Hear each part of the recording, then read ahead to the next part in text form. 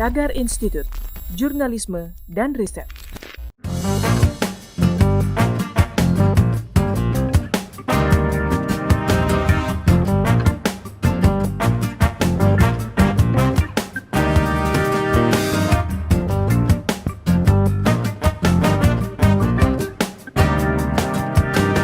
Assalamualaikum warahmatullahi wabarakatuh. Teman-teman Tagar TV di seluruh Indonesia, semoga selalu sehat dan bahagia. Pada kesempatan video kali ini dalam acara Perspektif Ujang Komarudin, saya akan membahas terkait persoalan penangkapan Munarman ya. Tentunya dia sebagai pengacara Habib Rizik, lalu juga sebagai mantan sekretaris FPI, organisasi yang telah dibubarkan atau terlarang oleh negara dengan tuduhan teroris gitu. Nah, ini tentu mengagetkan banyak pihak ya. Apakah benar, apakah tidak? Ini menjadi spekulasi di seluruh penjuru negeri ini. Munarman yang dulunya aktif di LBH, di LBHI ya. Ini tentu dia adalah orang yang mengerti dan paham terkait dengan hukum. Ketika dia menjadi pengacaranya Habib Rizik gitu, sekaligus orang dekatnya Habib Rizik, itu juga banyak membantu ya terkait persoalan persidangan Habib Rizik. Nah, oleh karena itu ya ketika Habib Riziknya dipenjara, lalu Munarmannya pun ditangkap gitu, maka tidak suka, senang tidak senang, kekuatan tim pengacara dari Habib Rizik sendiri juga menjadi berkurang. Saya tidak tahu apakah memang ya,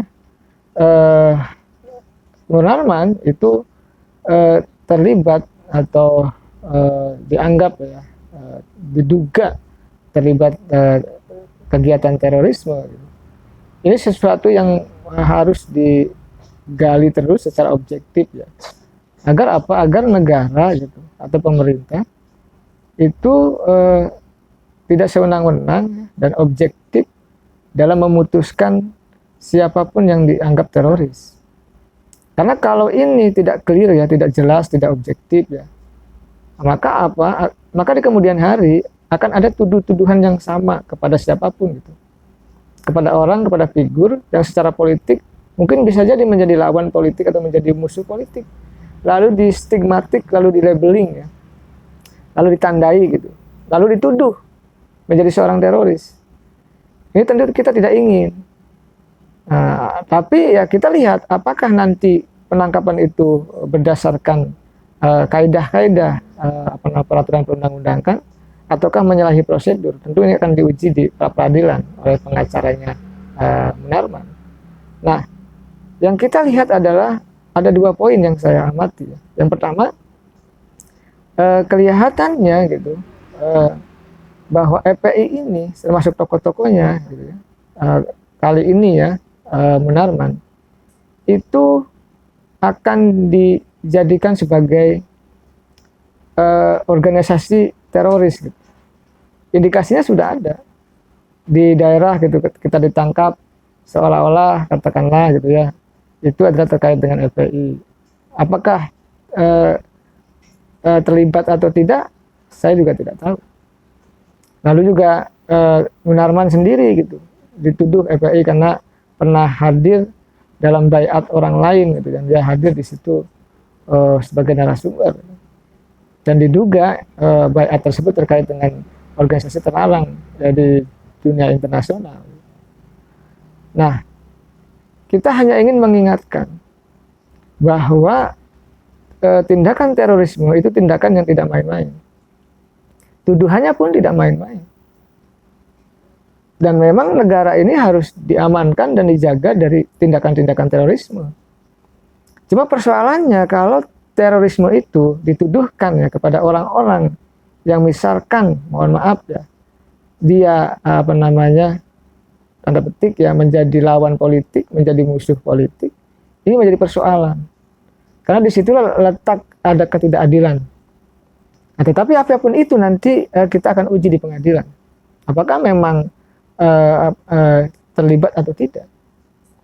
Cuma persoalannya memang di lain pihak kita melihat pengadilan kita juga masih diwarnai banyak mafia peradilan, intervensi kekuasaan, permainan dan lain sebagainya.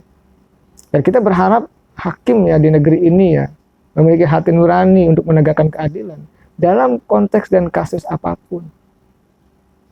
Karena kita tidak mau ya siapapun orang yang misalkan baik-baik gitu ya, seorang yang kritis terhadap orang lain lalu dituduh dan dilabeling radikal, teroris dan lain sebagainya. Kalau mereka pihak-pihak yang dianggap teroris itu betul, yaitu silakan proses di pengadilan. Itu menjadi sebuah kewenangan negara atau institusi penegak hukum. Tetapi kalau ada orang yang misalkan dia lawan politik, lalu dia dicari-cari kesalahannya, lalu dituduh sebagai radikal, gitu ya, lalu teroris dan labeling yang negatif lainnya, ini akan menjadi persoalan di kemudian hari. Nah, kita ingin menjaga demokrasi. Agar apa? Demokrasi ini kita menjadi sehat, bermartabat. Jadi siapapun yang memang bersalah, ya, diduga bersalah, gitu ya, ya maka dia harus mempertanggungjawabkan perbuatannya itu. Tetapi bagi siapapun yang tidak bersalah, ya mesti jangan dicari-cari kesalahannya.